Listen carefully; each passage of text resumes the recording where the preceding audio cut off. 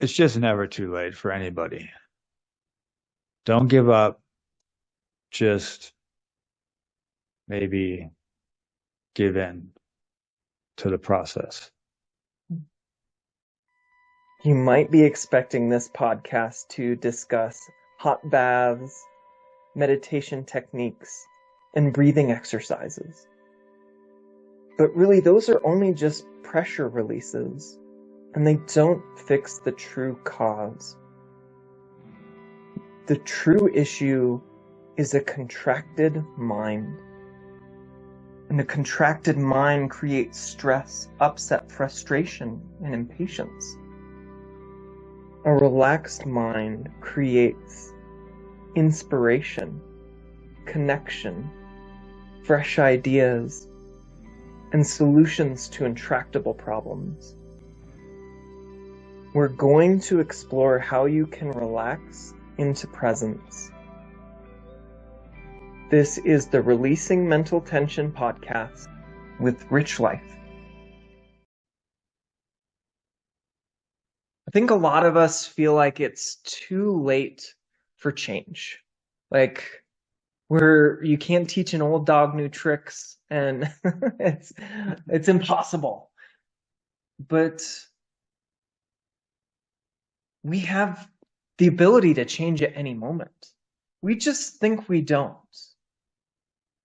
And it's never too late for change or for a realization or for a new way of seeing, for a dropping of what you've been holding on to, a releasing of mental tension. And my guest today is going to tell us a story that speaks to that. It's never too late. Even if it's been, 30, 40 years, it's never too late.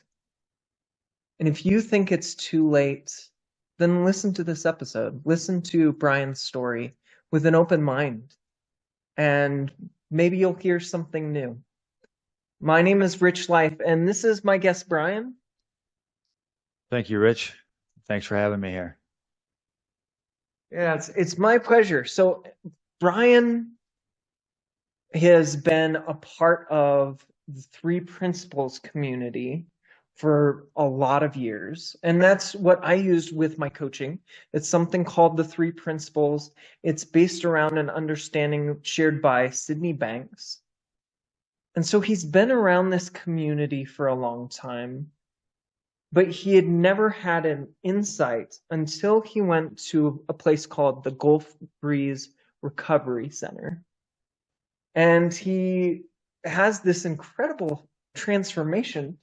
He even wrote his own book, so that's really exciting. It's called Matters of the Soul, and I've read it. It's really a wonderful book. It's awesome. I've read some things in there. Maybe I'll go to a random page. Okay. We are all the same energy in a variety of beautiful costumes. And I've been like, oh my gosh, that is such a vibrant thought that I feel like I've had before. It just rang of truth for me. So we're lucky to have Bryan on to tell his story. Tell us about your experience in Gulf Breeze and kind of what led you to that point. Okay, so I arrived at Gulf Breeze Recovery July 6th of 2014. I was 42 years of age. And like most people who go to treatment or go to a 12-step program or go to any recovery program, they're not on a winning streak. So, and that's not something I made up myself. That other people have used that phrase before, but it really was true. You know, it was not the best time. It was my wife and I were at a crossroads. We both wanted a divorce. You know, I was really looking for something like Rich said, I had known about the principles since I was a teenager. I'd even seen Sydney Banks speak 5 or 6 times. I, when I first saw Sid speak, he told me not to figure it out. But Did you try and figure it out? But I tried to figure it out. His son is one of my friends on Facebook, and I've messaged with him before, and this is just on a sidetrack, but he said it's not uncommon for some people to take time, even some people decades, to have insights. But once you have an insight, it's well worth it. I got to Gulf Breeze. I was 42. I weighed 205 pounds. I had high blood pressure, which I really don't talk much about. I don't think I said that in my book anywhere or in my story anywhere. That's in Joe Bailey's book, and in Hannah Studley's book.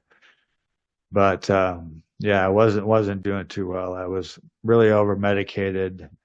The medications that I was on, I was really on high doses. So I was really flat. Like my mood was really flat because I've been diagnosed bipolar. And so those medications are designed to make you flat. So I met with the my counselor who was assigned to me was gone that week because her mother had passed away. And so I met with the director of the treatment program, and her and I talked. And her and I have kind of a special bond now, actually, and I've been in touch for years. And she endorsed my book, actually. So, got there. They started reducing some of my medications, started changing some of them around, and I started feeling my feelings again. And I thought about my wife, and I thought, I really left her in a crummy spot because I had spent a lot of money on some credit cards, and I was trying not to drive drunk, so I took a lot of cabs, took cabs everywhere. I was, drinking from noon to 10 p.m. and whatnot. And, it was my last relapse, pray to God it's still my last relapse. There's no guarantees, but if I just keep on putting one foot in front of the other and doing what I've been doing, it's been 10 years. So I've had periods of sobriety in the past, even up to 9 years that I threw away. But this time around, I've felt feelings such as gratitude, love, joy, along with, our typical negative emotions that we have. But I never would have experienced those positive emotions had I not gone to Gulf Breeze recovery, in my personal opinion. And had it not been for, a gentleman named Sydney Banks who happened to stumble across something back in the early 70s that changed his life forever, along with thousands of other people, which I'm grateful for. So in Gulf Breeze recovery, they were trained by, or are trained by, Joe Bailey, and he trains the staff from top to bottom. So I noticed that even the cleaning lady who took me for a walk one day when I first got there in the first couple of weeks, she took me for a walk out on the bridge. I was just, having a tough time one day. And I just remember the compassion of this lady. And she just took me out on a walk. And just something as simple as that, just meant something to me. And it was just the entire staff there was like that. It wasn't just the counselors. It wasn't just the behavioral technicians. Everyone at this facility loves their guests, and they call them guests. They don't call them patients. They don't call them anything other than guests. They don't treat them in any other way. They treat them as people, and they treat them as equals. I could really feel that. I had been to another treatment center, a very popular one in the 12-step community in Minnesota. Felt like a number there. You know, there was a lot of people there. And here was smaller. It was very intimate. And that's what I needed. I needed to be treated like Bryan, like a soul. I cried a lot, but it was good. You know, it felt good. It felt like a release. You know, like I was, you know, releasing some sort of, you know, emotions.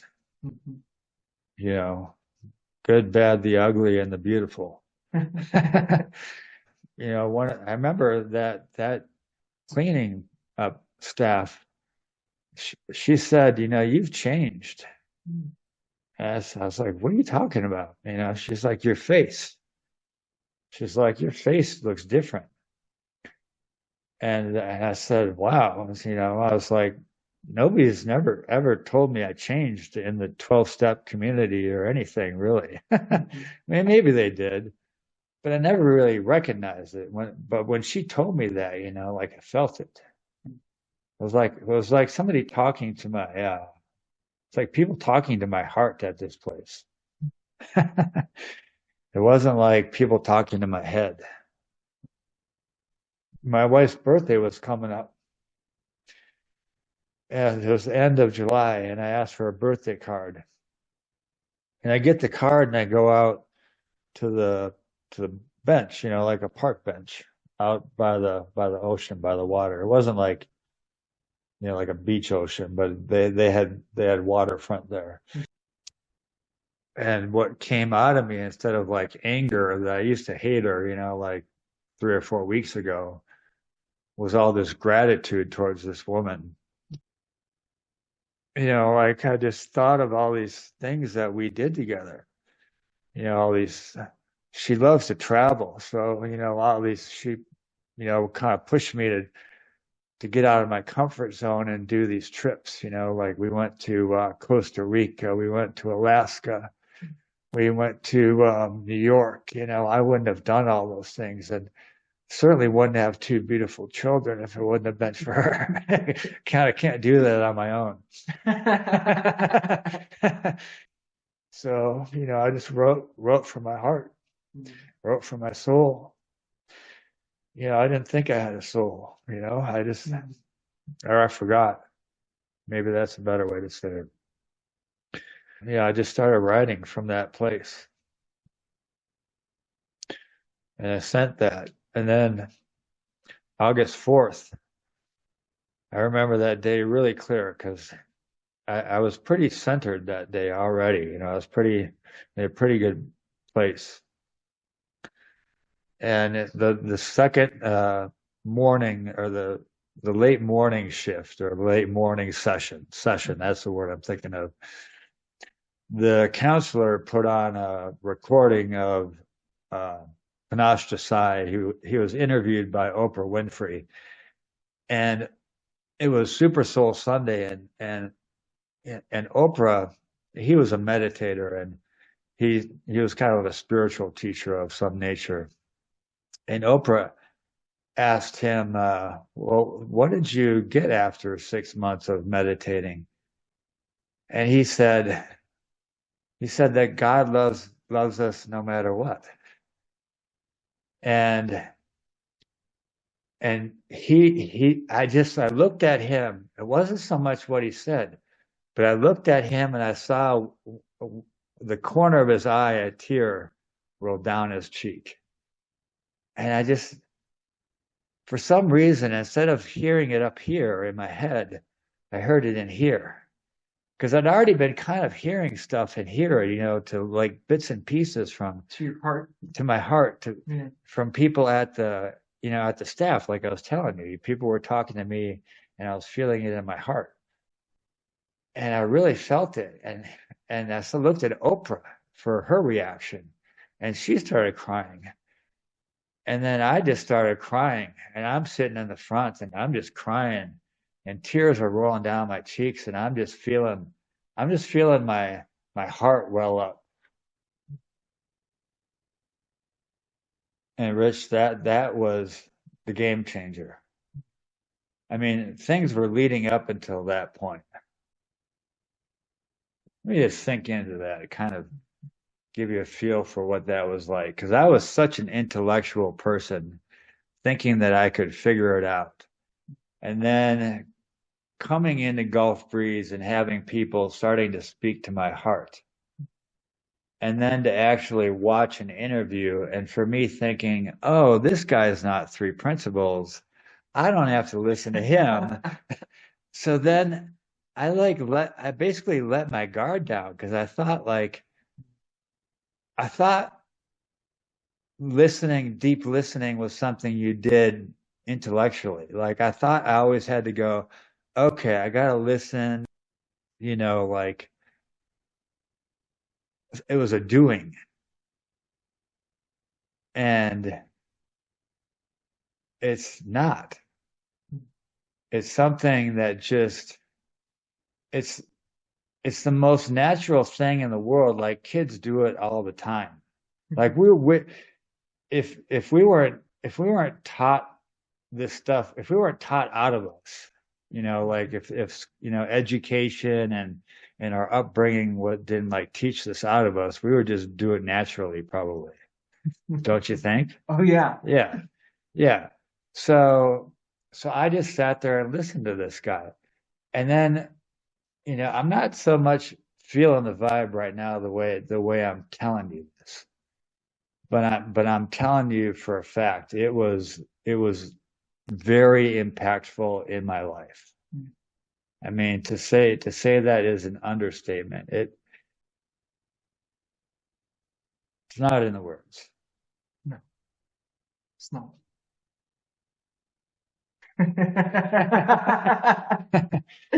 There's no word I can tell you right now that'll capture it. No. But nonetheless, something occurred. And rest assured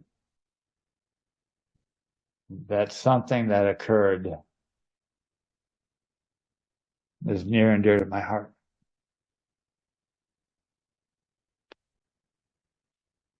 That I left that room while we had lunch afterwards. I left that room and I called my wife, and I had a half an hour conversation with my wife. And we just talked about God and love and whatever else. It didn't really matter. I was coming from a different feeling, a different vibration. And then I knew things would be okay. That's what I knew. I knew going to bed that night that things would be okay. I just had a knowing that whatever happened, life was taking a different course. It was just all in a feeling, just like what Sid always said.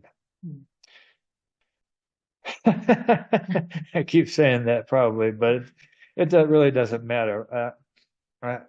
I'm feeling it right now.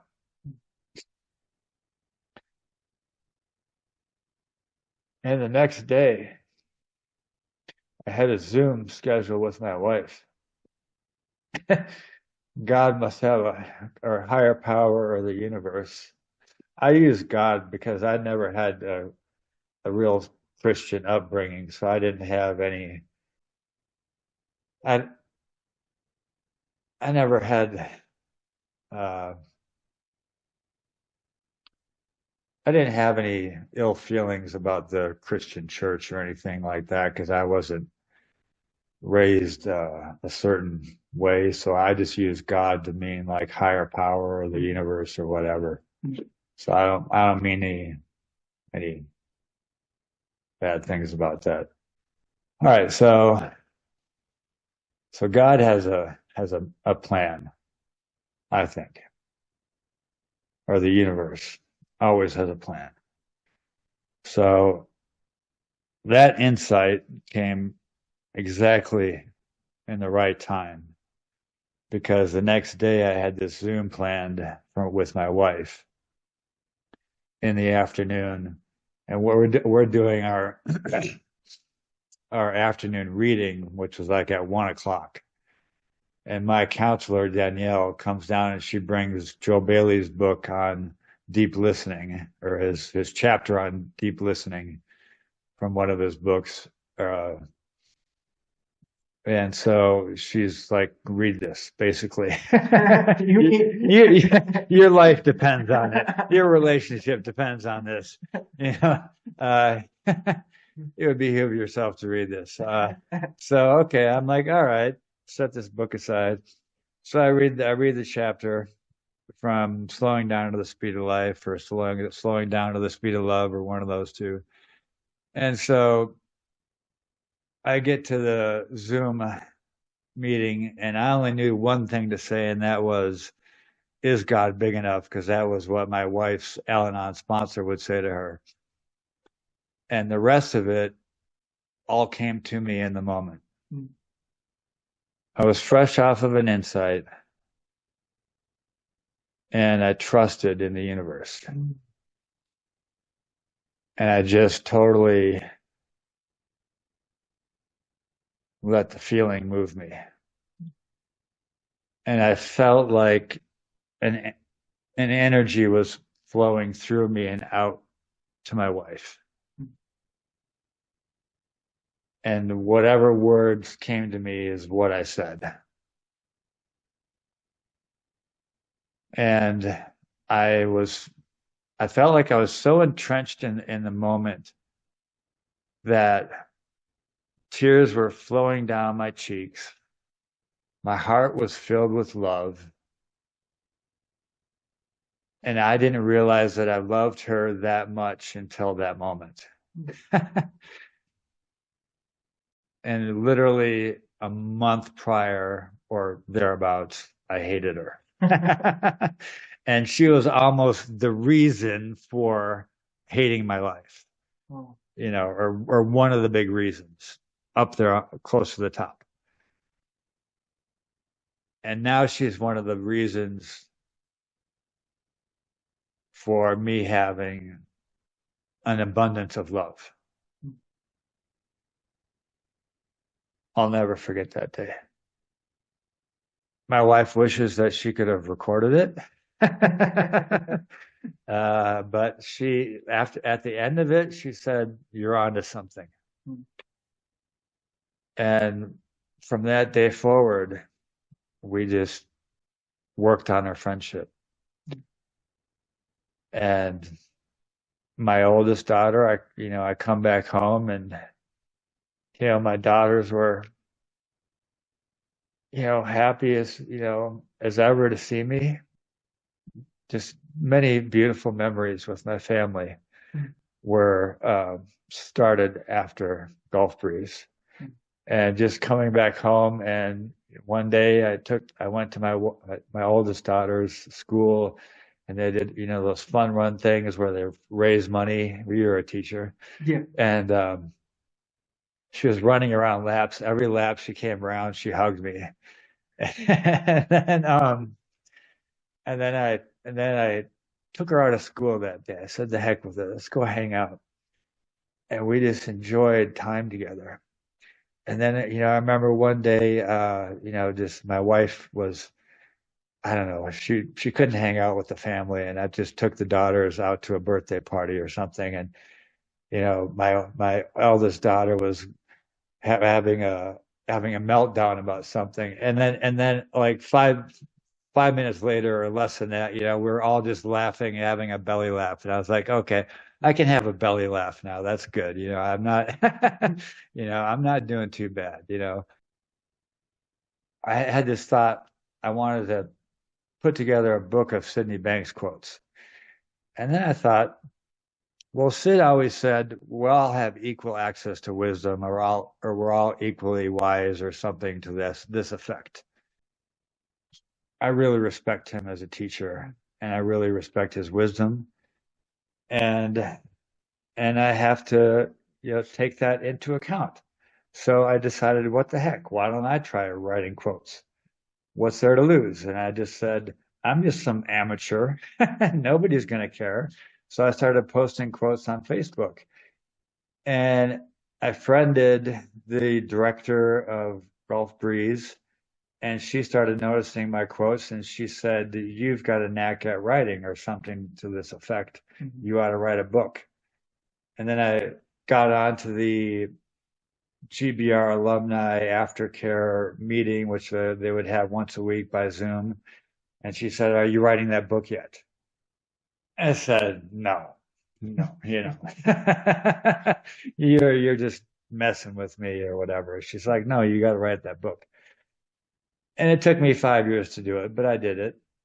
And so, and my coach recently told me a story, which she's told me many times, and now I have it in writing, which I can put either on my website or on social media or whatever. And it's just a nice little story of how she took my book and she said, "You don't give yourself enough credit." Mm-hmm. And I don't really toot my own horn much, and I'm not trying to here, but it's just a nice story about how she took my book into the jails in Minnesota, and how the inmates, but she had a nicer word than inmates, of course, and the guests. Yeah, the guests.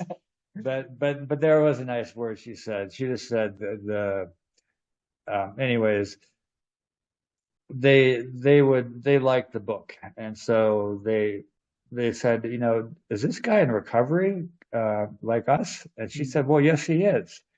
And then another guy said, "This guy writes like he sounds like he's pretty happy." And she said, "Well, he is pretty happy." And I never really thought of myself as a happy person, and I was like, I am kind of happy, life has turned out pretty good nowadays, like it can be good. Life can be good. Why not? People in recovery can have a happy life, for the most part, not all the time, but I mean, hey, you can be happy. And so, long story short, she said they ought to have a book in each one of their groups so that they don't have to wait for me to come every week. So they got a book in each group, and I just thought, I mean, 4 books. I mean, I don't sell a lot of books, but I felt touched that that these inmates or guests got to have a book in each group that they could go look at if they want to. And I used to actually pick up a knife in the morning and cut food for my daughters and think, maybe I ought to cut myself or kill myself. To people saying, "This guy sounds pretty happy." And I think I'll end with that. What I'm hearing in your story is that sometimes it's just about letting our guards down. And that's kind of a releasing of mental tension, is just letting your guard down a little bit, not having to figure it out up here. And I felt it every single time that you said the word heart, that they were speaking to your heart, or that you spoke from your heart. And when we let go, when we let our guard down, we can have this transformational new thought, a realization, an insight. Like you said, the words don't matter. It's whatever you want to call it. We can have a shift in our experience of life. And it can happen at any time. And also, that it's not too late. That you heard the man who was speaking about this three principle stuff in your teens, and it didn't sink in. And you met with Joe Bailey and you met with Mavis Karn, these practitioners, very famous now, and it didn't sink in. And it wasn't even something that was principles based. It kind of came out of the blue. It has to come from a new place.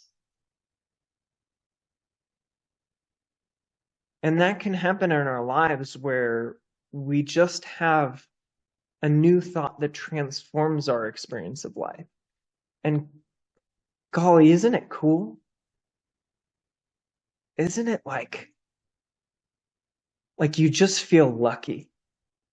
Because you were there when I had one of my realizations. I was texting him, messaging him during one of my realizations. And it's just this powerful experience that doesn't come from us, like you said. It comes from beyond us. And whatever word you want to call it, mind, God, Tao, higher intelligence, it comes from that. And my realization was that I'm already enlightened. That's right. Yeah, you remember that. Yeah. I was sitting, or I was flossing my teeth, looking in the mirror, and I had this thought, what if I'm already enlightened? And then I'm like, oh, whatever. And then I'm like, well, and this whole possibility opened up to me. And I saw that we all have this enlightened nature within us, that we can touch at any moment. It's just this reservoir that's sitting over our shoulders.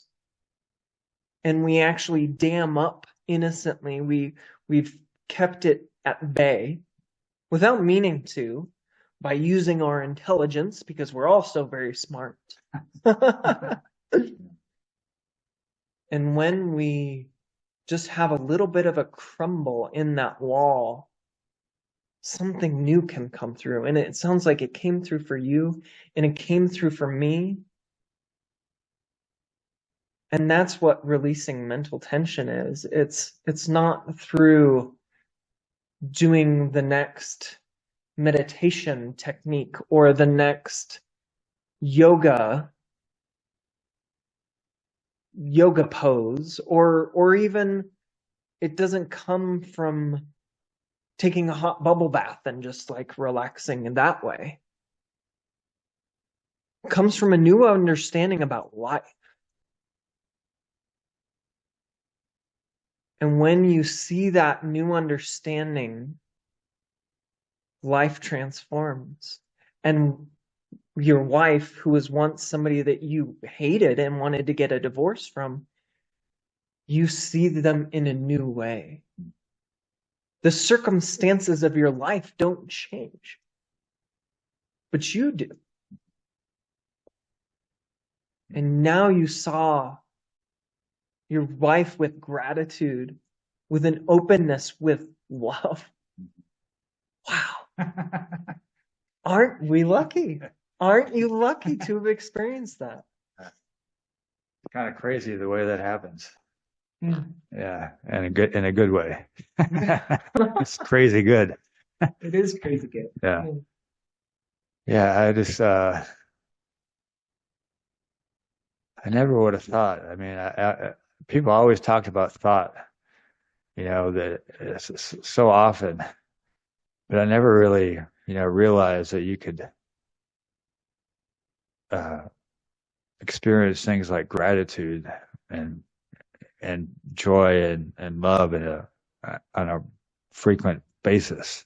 I mean, maybe, it might not be daily. It could be weekly, could be every other week. it's just like you were saying at your one of your recent retreats that somebody started out with 5 minutes and then it grew to maybe what was it, half a day, and then maybe it was a majority of the day, and then they're only having 5 minutes of bad times or bad moods. So, I mean, I feel fortunate that I've.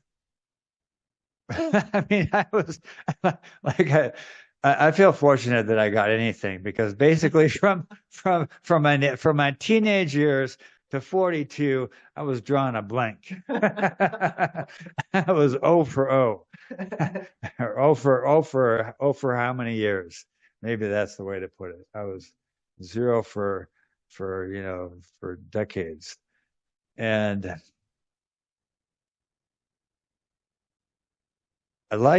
really like one of Sid Banks' CDs, The Great Illusion. And in there, he talks about love being the answer. And he talks about love being the answer on many, many CDs. But he talks about gratitude on two separate clips of this CDs and CD. And for some reason, at least for me, when I'm hearing Sid say it versus me think it myself, when I'm thinking about gratitude up here in my head, it's not the same as hearing it from Sid or somebody else. Or I feel like it has this, in a way, come out of the blue, like an insight. Mm-hmm. It just feels so much better that way. It's not planned. It's not like, oh, I've got to write a gratitude list or I've got to, like it's not laborious. Uh, it's, I feel like gratitude is already there. I was, I was at a small seminar once actually in Denver prior to COVID. And, you know, we were talking about gratitude and somebody said, oh, that's kind of a high level. And I don't know that it really is. I think it's can be a pretty natural state. I think I think people are kind of naturally thankful for each other when we un unravel the gunk or get rid of it, like Let it go. crap. Yeah, let it go. And yeah, release that mental tension. Yeah. I'd like to speak to that because I was diagnosed with bipolar disorder when I was a kid. Did I ever tell you that? Yeah. Yeah, okay. Yeah. Yeah, and they think it was a misdiagnosis, and I tried everything that I could to get more gratitude. I did gratitude journals, I did gratitude meditations. I thought it was a full-time job.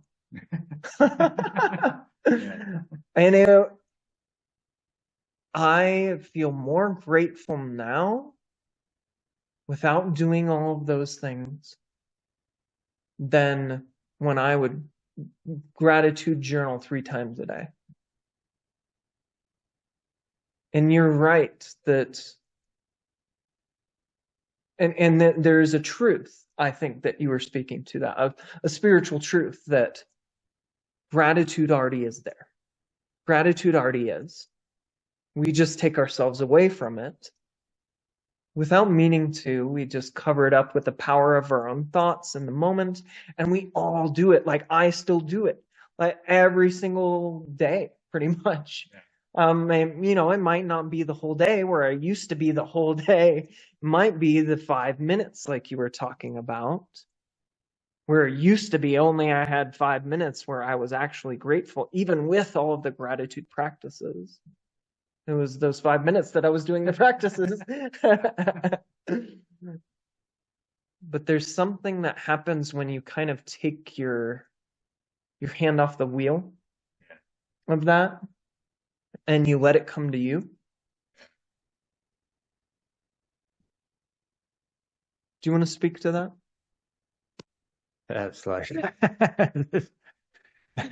we have 2 cats at home, and one of the cats is more new than the other one, and she hasn't. It took her a while to actually warm up to me. And one day I was just laying in one of our chairs, and for whatever reason, she came up and sat on my lap, and that was like the first time ever.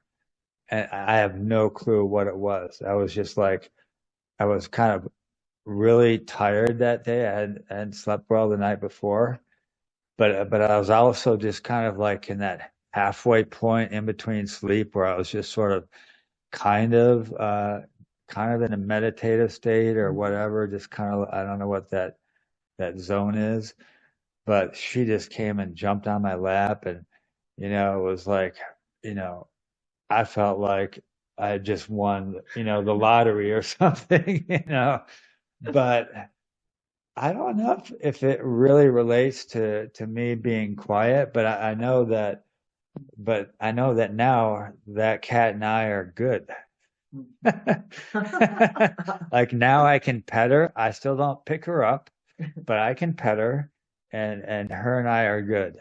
So it's interesting. But yeah, I definitely, the more you try to chase gratitude or any other positive feeling that you're searching for, it's kind of like going after that good looking girl or guy or whatever, that person that you're trying to date or something. And the more you chase them, the more they, get away from you. And the more you just be yourself, and the more you're just being natural, and then that attracts them, or that. But anyways, I mean, we already have what we're looking for. That's the silly part. It's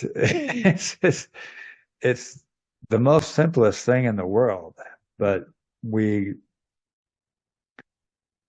so taught to go do things, go work harder, go steps. Like there's always steps for everything. Yeah. Yeah. So there's really no steps to this. Or there's no process. Yeah. I mean, what do you mean there's no process? What do you mean there's no steps? I mean, what are we listening to you for? I mean, Sid would get right to the point when he would start a lecture. I mean, he would not mess around. I mean, in the first 5 minutes, the first 5 seconds, he would tell you.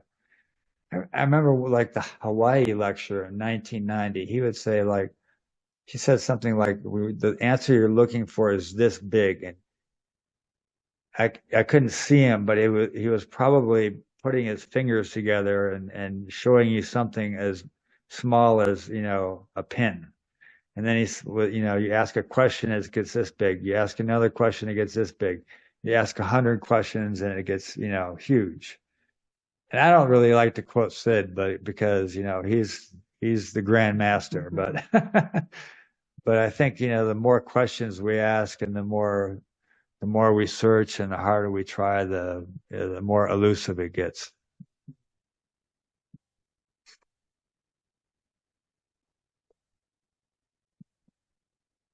And one of the things that you said, that you got into this meditative state, not through the act of meditation, not through sitting and being like, I am meditating, cat come into me. Yeah. Or you got into a meditative state. You got Oh, I did that. Quiet. I got quiet.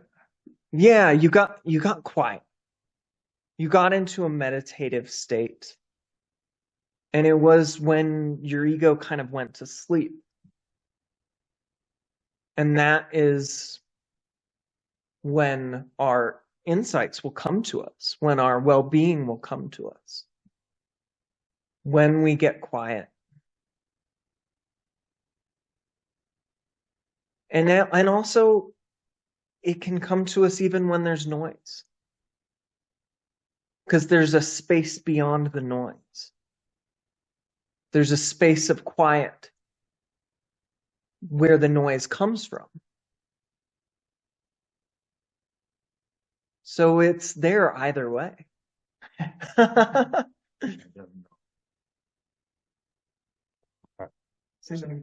doesn't go away. Yeah, it's not like it's there when we're meditating and when we're busy, it's not. That's all I was thinking of, really.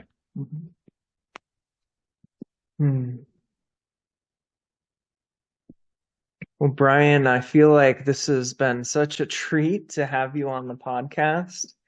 And he almost died, by the way. Like, we went to lunch and he almost had to perform Heimlich maneuver on him. So if his voice is a little raspy, that might be why. But I'm grateful for you being on this podcast. I'm grateful you're alive. And I want you to share with our audience where they can find you and a last thought, maybe about it not being too late. There's somebody who's like, you know what, Bryan, that's great for you, but I'm the exception. It's too late for me. What would you say to that person? It's just never too late for anybody. I've seen people go through treatment several times, and sometimes it takes them 3 or 4 times. I've heard stories of people going to see Sydney Banks, for decades, and then, he says, he will say, well, why didn't you tell me, 10 years ago, 20 years ago? And he'll say, well, I've been telling you for 10, 20, 30 years, except you couldn't hear. It's not a matter of there's something wrong with you, or I'm different, or I'm broken. That's a favorite one of mine. I even felt that one again after leaving Gulf Breeze. I had some times where I felt like that again, and then I got out of that funk. So you're never broken. And Bill Pettit says you're never broken, never lacking, I believe is what he says. But what I believe is never ever give up on yourself. You're far too important for yourself. That's what I want to say. I didn't know what I wanted to say until I just said that. You are way too far important for yourself. You are the most important person for yourself. And I really mean that. And you'd be surprised what finding something for yourself will do for this world. I had no idea what just helping myself first would do for this world. And I'm not saying that I've, helped thousands of people like a Sydney Banks or maybe a Joel Bailey or some, George Pransky or some of these other people. There's a lot of them out there in the Three Principles community. And, I'm thankful for that. But I know that I've inspired people, and I know that I have possibly helped some people, and I know that I've helped my family. And my family is probably the most important, the most important people to me. And that wouldn't have happened without having an insight. And I never thought that I was going to be clear enough for something to happen out of the blue. I was always basically thinking and analyzing and whatnot. I never thought there would be any open space for an insight to happen. And you'd be surprised that even some of the heaviest thinkers out there wind up having insights. And I've heard instances of that happening. So you should never give up on yourself. You are way too important to this world and to yourself, especially yourself. You owe it to yourself.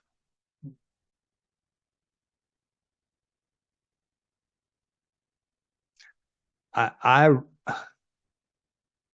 use the word God. Because I never had a problem with the word God, and I don't have an image of God being a man with a big beard or anything like that. I don't conjure up any image of God. So I believe that God, or I'll just say the universe to make it easier for people, the universe loves us personally, like individually, not just haphazardly, but I've had some insights in the past month or two where I really felt it in my heart and soul that God loves me personally. And if God loves me personally, or the universe, I know that goes, is true for Rich, is true for my daughter, is true for my coworkers, is true for the person down the street, somebody across the world. It goes throughout the world. Whatever the creator, that's the word I'm going to use. Our creator loves us very personally and wants us to do well and wants us to be happy and succeed and to be content. And you are worth it. Don't give up. Just maybe give in to the process.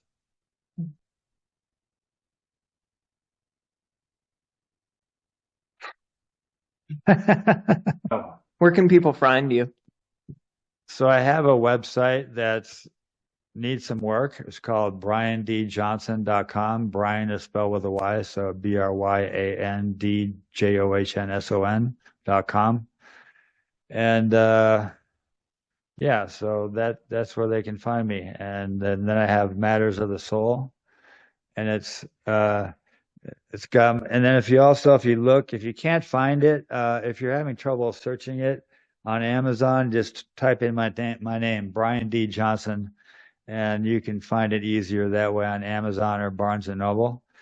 We'll see more and hear more from you very soon. Thank you. This is the Releasing Mental Tension podcast with Rich Life. I'm on a mission to help people release their mental tension because I know that it helps them to be more capable, creative, and compassionate human beings. And I need your help. Please like, comment, subscribe. If you'd like more resources, visit richliferealization.com. Your vibrant life is a single thought away.